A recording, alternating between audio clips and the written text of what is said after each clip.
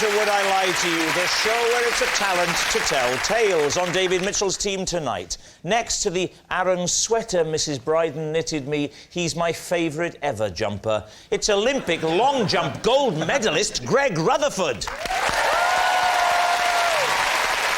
And she is the Crime Watch host, who's one of the most popular presenters on television. So I'm sure you'll be cheering her on tonight, unless you're watching this from G-Wing. It's Kirsty Young. And on Lee Mack's team tonight, a comedy actress and star of The Thick of It, a political show all about spin, which is one of the few four-letter words from that show we can say at 8:30. It's Joanna Scanlan.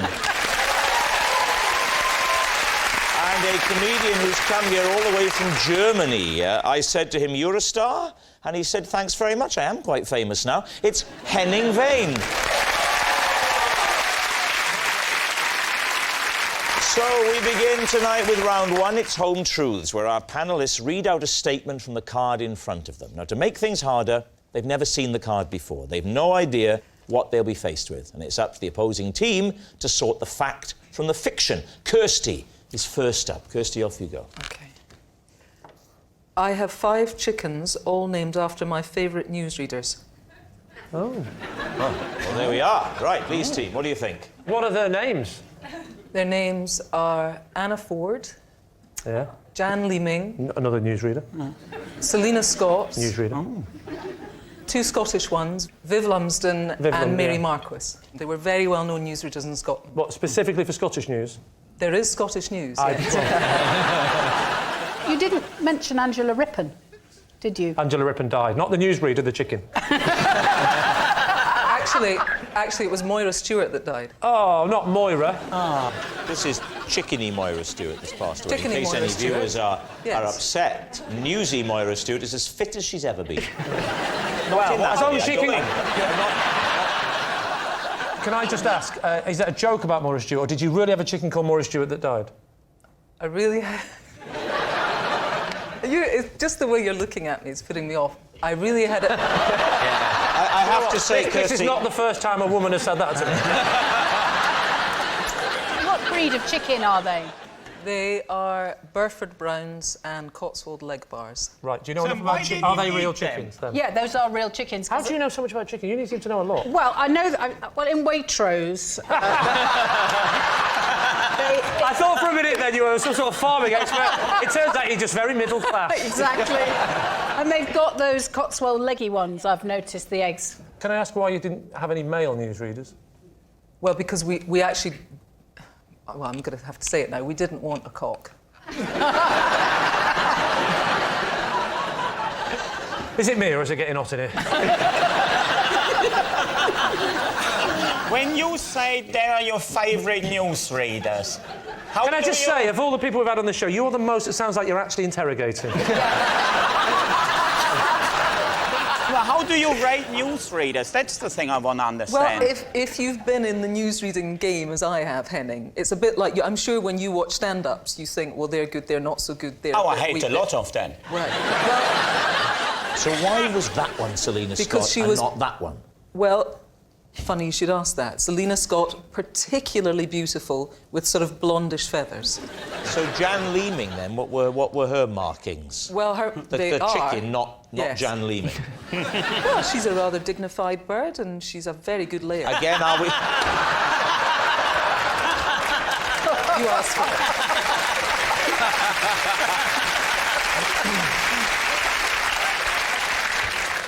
What do you think, Lee? Is she telling the truth? I'm not buying that. I don't think that's true. I think it's a lie. You think it's a lie? I think it may be true, but I'm going to go with Henning. I think he's got a very good beak for it. We'll go with Henning's beak and we'll say that that is a lie. You're saying it's a lie. Kirsty, were you telling us the truth, or were you telling a lie? It's true.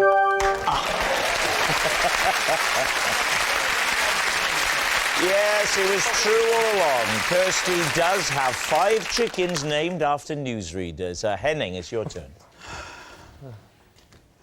For 3 weeks, I was listed as a missing person by Interpol. Wow. When did this happen? In the mid-90s. Where were you? Had you actually disappeared? I was in Morocco. What were you doing there? I was on a bike ride in Spain. You were on a bike ride in Spain in Morocco. Can I have a moment to chat with my client? What happened was, I met someone in Spain on a train, a Moroccan So hang on, man. was this bike ride in Spain happening on the train? It was like, because I know that you get those Spanish bike rides on trains in Morocco. It's probably one of those. No, there was bad weather, and that's why I took the train from the north of Spain to the south of Spain, because apparently, according to the local newspaper, there was better, more agreeable bicycling weather. How did you then get into Morocco, though? That is because I met that Moroccan bloke on the train. and Which Moroccan bloke? Yeah, does he have a name? I can't quite remember, but it was Mohammed or something. But Mohammed the Moroccan, you met on the train in Spain.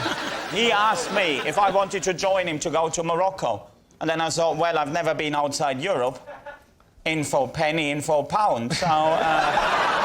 So you were picked up by a strange Moroccan on a train and agreed to go back to Morocco with him. What's the worst that can happen? How did you find out that you were on the Interpol list? I realised only once I rang my parents, once I was back in Spain. And I rang my parents, and for them it was like someone found them from beyond the grave. So why didn't you ring your parents from Morocco? Because that man, that Mohammed, You remember Mohammed, don't you? Yeah. He was the man on the train. The Moroccan on the train. The Moroccan on the train who invited him back to his house. So Yeah. and then when I was staying with Mustafa and his family... From what port did you leave Spain and into which port did you enter Morocco? Question. Well, we left Spain, if I remember correctly, from Algeciras and went over to Ceuta, which is one of the two Spanish enclaves in the north of Morocco. Good answer. I think you've just clutched victory from the jaws of defeat. How was it then resolved? How did you end up getting off of the list? Well, hang on a minute, we're jumping ahead here. Yeah. What the Yeah, hell he's did allowed you to in do that, him, Morocco? isn't he? What were you doing? I was travelling with Mohammed. My client is getting mixed up because at passport control they said you must have a passport. And he's getting a bit mixed up with the names. I'm curious as to the fact that Interpol has a missing persons list. Yeah, no, what happened is my parents got involved and they got Interpol involved. Right. And I sent a few postcards, one of them, to my friend Mack. And on that postcard I wrote, I've joined the Foreign Legion. Probably see you never again, have a good life or something. And then, Mack being a quite clever boy, so, OK, with this postcard I can have a lot of fun. I go round Henning's parents and say them something along the lines of, Herr Wehn, Frau Wehn, you might be interested in this. Sorry, so your friend Mark Yes. used this postcard to mentally torture your parents? I'll make his parents think he's disappeared forever for a laugh. Where's German sense of humour?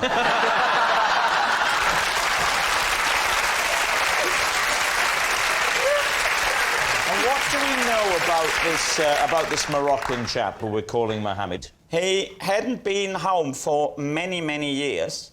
And so we couldn't take the boat straight to Morocco. We had to go to one of the Spanish enclaves because he had to collect a suitcase full of books from a cafe in Ceuta.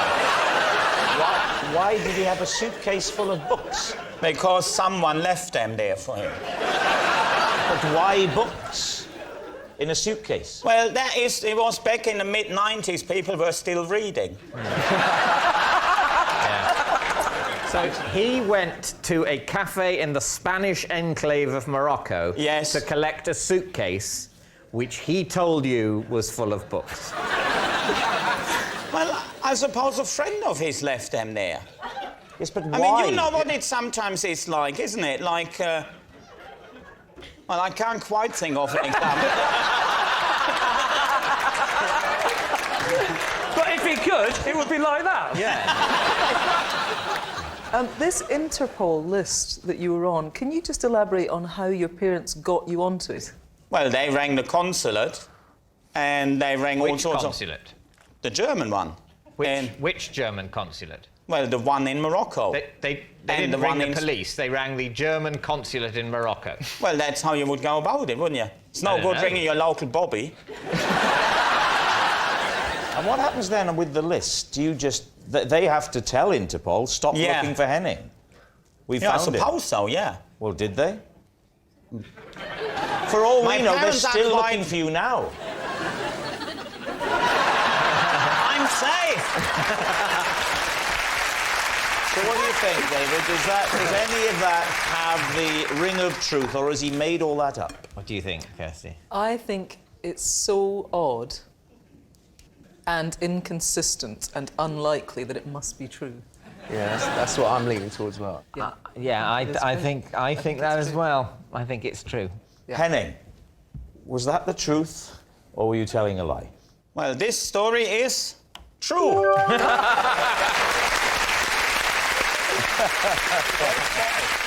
Yes, it's true. Henning was listed as a missing person by Interpol. Our next round is called This Is My, where we bring on a mystery guest who has a close connection to one of our panellists. This week, each of David's team will claim it's them that has the genuine connection to the guest, and it's up to Lee's team to spot who's telling the truth. So please welcome this week's special guest, Andy.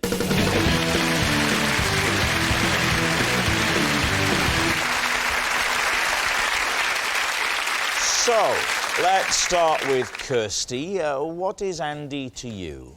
This is Andy. He played a handbag snatcher in a Crime Watch reconstruction. And we only got 9 calls, but every single one of those 9 calls said that Andy was actually the bag snatcher. Greg, what is Andy to you? This is Andy. I beat him in a speed eating competition where I ate more than 1 kilo of ribs. All right, David, what's your relationship with Andy? This is Andy. Last year, he gave me a surfing lesson, and he told me that he'd never seen a novice display such natural ability amongst the waves. So there we have it. Kirsty's Crime Watch culprit, Greg's rib-eating rival, or David's complimentary surf coach. Lee, where do you want to start? Definitely with David. Could you just show us the basic move? Because I had a surfing lesson once, and the first thing you learn is to go from lying to standing. Don't you? Could you show us that move? The lying to standing move. You heard it. I can't really remember it. It was only one lesson. Where did you go for a surf? Near Newquay. Cornwall. So I'm not letting it go. Would you demonstrate the movement from...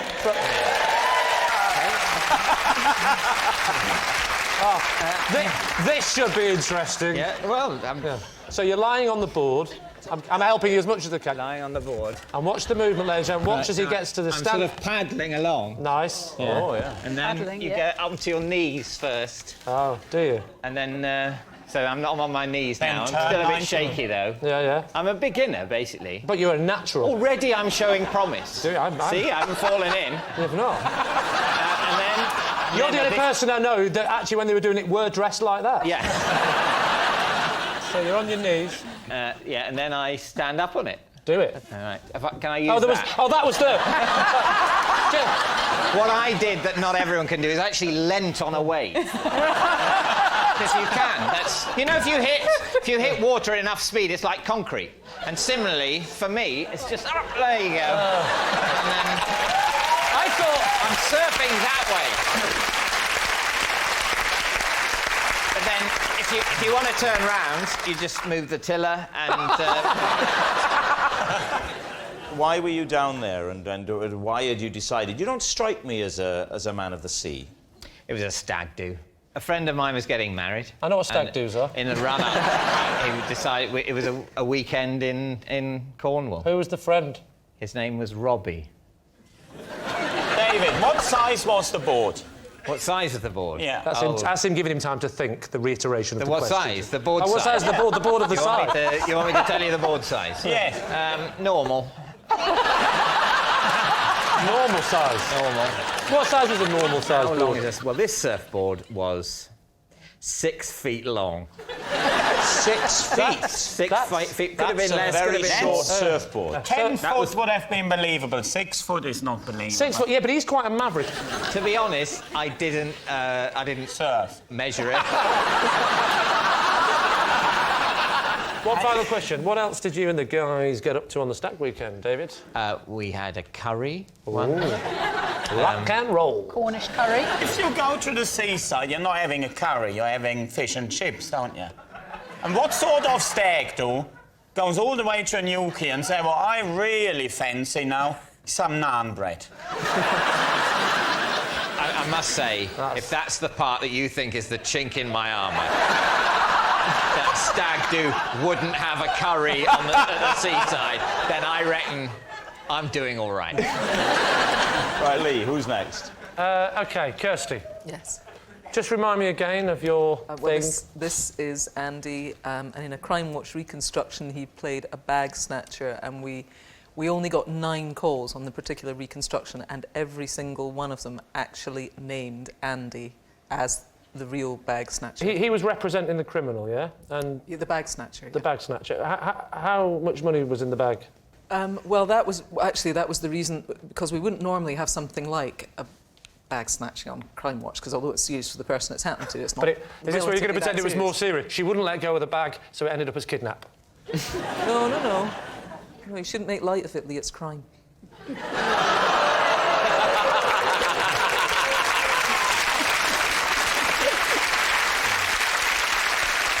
So Andy would be then an actor, would he? Yeah, Andy was an actor. Well, why did the 9 people bother to ring up and say, my friend Andy the actor is playing... No, they were people who had actually witnessed the crime, who phoned us and said that is the actual guy. He looked so like the person who perpetrated the crime. Okay, So you're telling me that people rang up the BBC and said, I think I know who did it. It's the person I've just seen doing it in the reconstruction. Yeah. What does that mean? What are you talking about? Just to be clear, Crime Watch has been going it'll be 25 years next year. This has never happened before. You don't say. I would go as far to say it's never happened at all. Was Andy subsequently arrested? Andy wasn't arrested. He wasn't arrested. No. He wasn't arrested, he's an actor! Of course he wasn't arrested! Get him now! Yes, get him quick! Right, what about Greg and his You think story? Greg did it? He would have got away. He would. So go on, Greg, remind us of your thing. This is Andy, and I beat him in a speed eating contest where I ate over a kilo of ribs. Where was this? At a training camp. Andy's an athlete, What's his event? the 110-metre hurdle, so it's over 10 He hurdles. runs over 110-metre hurdles. Well, Does he use a ladder? If you're wondering what a kilo of ribs looks like, I'm your man, because look at these here, you see? Here we go. Ooh. Oh. So that's Well, a kilo it of ribs. smells. So that is a kilo of ribs. How long did it take you to eat this much ribs? I think, if I remember correctly, about 6 minutes. 6 minutes to eat all that? minutes. Yeah. But how did you know whether you'd finished them or not? They weren't there anymore. Let's do it logically. OK, so let's... So let's assume there is 60 bits on the racks, Yeah? and you've eaten them all in 6 minutes, which works out as 6 seconds a thingy bob. 1, 2, 3, 4, 5, 6. That's doable. I think that Right. We need an answer. So, Lee's team is Andy, Kirsty's Crime Watch culprit, Greg's rib-eating rival, or David's complimentary surf coat. Andy does look like an athlete. Yeah. He does. He definitely. He well, really does yeah, but look like he an also athlete. looks a bit like a surfing dude, and dare I say, a minor criminal. I think it's Greg. OK. You think it's Greg? I don't think it's Kirsty. I think it's more likely Greg. I have 2 Gregs, so I will make that 3 Gregs. 3 Gregs, Okay, please. saying it's Greg. Andy, please reveal your true identity. So my name is Andy, and Greg did once beat me to eating a kilo of ribs. And it's not just any Andy. This is Andy Turner, who is indeed European and Commonwealth hurdling champion. Big thanks to Andy Turner, ladies and gentlemen. Which brings us to our final round, quick-fire lies. We start with... It's Lee. I have had to stop listening to a classic 1980s pop song because every time I play it, it makes my baby daughter cry. David and team. What is the song? I can't talk about it. It's Ultravox, Vienna. And how many times had you played it and she cried before you decided, oh, hang on, no, this is definitely a trend? It happened 3 times randomly, and on the 3rd time I thought, this has got to be... That's not a coincidence now, because she seems to be doing it at the same point. Which bit? Well, it starts off quite slow. It goes... We'll be here all night if I do this. and then suddenly, he suddenly goes, the feeling is gone. And then she started crying her eyes out, and I thought, that's coincidence. So I tried it once, finally, just to test it. So after the 3rd time, you decided, OK, I'm spotting a trend, and then you played it a 4th time. 4th time. I even filmed it. I thought I'll film the evidence. Yeah. How loud was the track when you were playing it? Because it seems as if Piercingly it went loud from that would a- make a baby cry, because I really wanted to prove my point on the 4th one. So what are you thinking, David? Greg, what do you think? I don't know. I haven't had any children of my own, so I don't know whether or not they just hate one track like that. You but- should get one, because then they'll get a sandpit and you'll be happy. I think it's true. I think it's a lie. Really? I think it's true, because I think the pitch of the music, I think it is the kind of thing that could disturb a little baby. Well, I'm going to go with Kirsty. I think it's true. You think it's true? Yeah. OK. Lee, were you telling the truth, or was it a lie? It is, in fact, true. It is true. And, rather excitingly, we can prove it. I did film it. I felt terrible. I did it once. It's never been played again. Play the OK, BT. so here it is. So I'm going to play this once and we'll never do this again. All right, Millie, promise you we'll never do this again.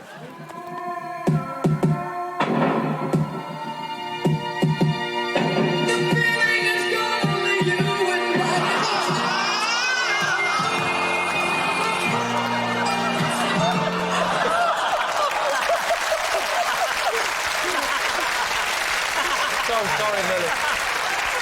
The bizarrest thing. I think you'll agree, ladies and gentlemen, now that's light entertainment. It makes me so angry because they wouldn't show the clip of me attacking my mother with a taser. I thought it was really funny. Yes, it's true. There is nothing that Lee will not do for a laugh. Next. It's me. Right. I was recently bounced off a bouncy castle whilst trying to prevent a bouncident. What's a bouncident? It's an incident involving a bounce, and you put the two together to create bouncident. Sure, So it's a it's- derivative of accident, not incident. Well, obviously, an accident is an incident, and a bouncident is an incident.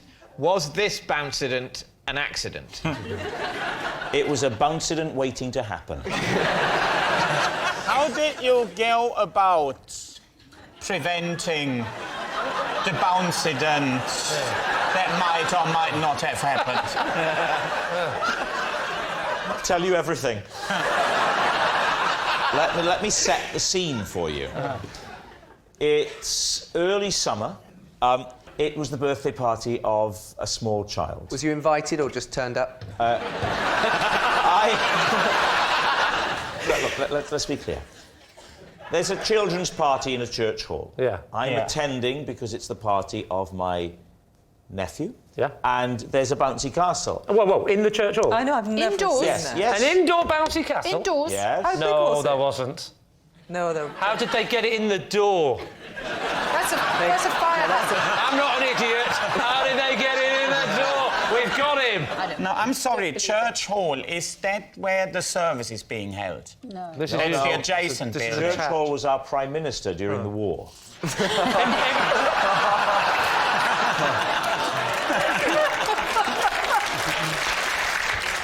Now, I don't like bouncy castles, because I think they're dangerous. Right. And my little boy went on after I'd expressly told him not to. Well, he disobeyed your orders. The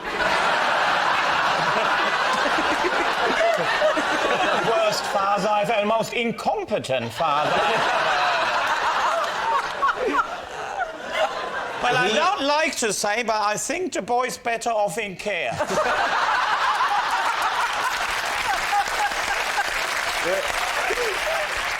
Hey, this is very upsetting. He clambered on, unbeknownst to me. Yeah. And he's going back and forth. So I get on and I get my little boy, George, who is not even 2, and I pick him up. Right. OK? And I'm trying now to hold my little boy whilst being bounced by these evil children. My wife is stood on terra firma, and as I'm coming off the bouncy castle, a particularly hefty child bounces, sending me up. Holding my son, I hurtle through the air. Luckily, I come to my feet like Spider-Man, but the impetus is too much. I surge forward and headbutt my wife, thus having the bouncident that I was trying to avoid. So, what are you going to say, Lee? What do we think? Yes, I think it's You true. think it's true? If a 2-year-old had clambered on, you might well go and get your 2-year-old off. I think that's true. Well, then I must say true. You say true. David's team? Well, we'll say it's a lie. You're saying it's a lie. Yeah. You say it's true. Well, it's actually true. Tension mounts. Yes, it's true. I was recently bounced off a bouncy castle while trying to prevent a bouncident. That noise signals time is up. It's the end of the show, and I can reveal that David's team have won by 3 points to 2. Okay. 2 up. But of course, it's not just a team game. My individual liar of the week this week is Henning Wehn.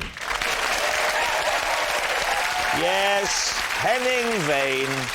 It was a close run thing, but he won on penalties. Good night.